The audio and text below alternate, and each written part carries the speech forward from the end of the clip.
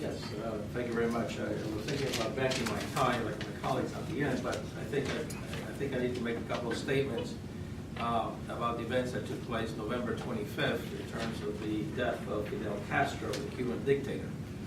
You know, it's amazing. I was approached by some people who couldn't understand why Cubans were partying in Florida, in New Jersey, and many other places. The reality is, when you lived in a country under a dictatorship where all your rights have been taken from you, which in essence force you to leave your homeland, there is no doubt that it has a great impact, and we can always go to one direction and blame one individual. And I think we were extremely happy of his death. And I know that sounds morbid, but the reality is that being so far away is very difficult to be able to create issues that will change the course of the wellness for the Cuban people. Understanding that the U.S. has changed relations with Cuba, and the fact is that more Americans are packing their bags and traveling nonstop out of Newark, Kennedy, and many other airports throughout the country. I think something to the tune of 37 flights a day. There are some realities that I guess people need to know before they travel to Cuba. Number one, Cuba is a beautiful country, and even communism has not been able to, in any way, to change that. The attitude to the Cuban people, it's amazing. No different than the Cubans that are here. Not me, but the rest of the Cubans that are here. But the reality is that we are a very proud nation, and the people I know understand clearly how important it is to treat tourists, because the reason that these changes have taken place is no different because of financial circumstances. For years, the Soviet Unions were actually footing the bill that maintained the Cuban regime, followed by other nations doing the same, the Chinese, most recently the Venezuelans, but since they're all having some financial issues, now is the time to find another suitor to be able to create enough capital that would resolve the issues that Cuba faces on a daily basis.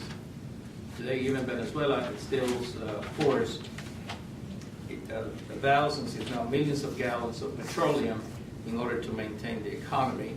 And everything else now is coming, a lot of it through tourism. And Cuba has always seen tourism over the years, whether it's from Canada, from Europe, from Japan, has always had a big input in terms of tourism. But interesting enough, the Cubans have come to realize that the American tourists are those who are very willing to tip people more so than the Europeans, who tend to be a little tight in terms of spending money.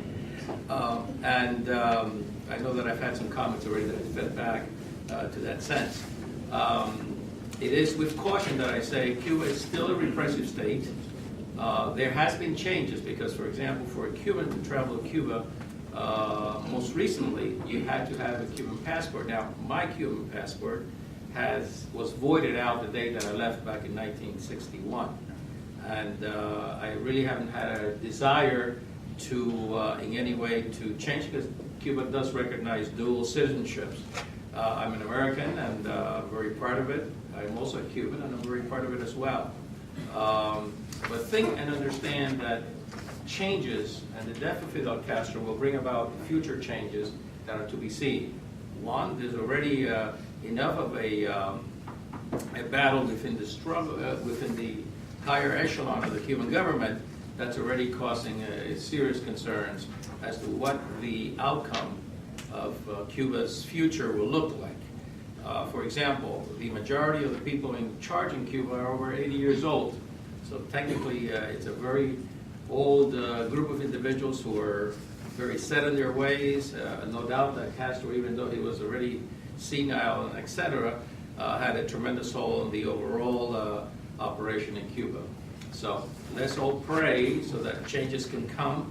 I think it's going to be more than just a change in the structure, but actually the youth in Cuba will, I think, will demand their place in terms of the future.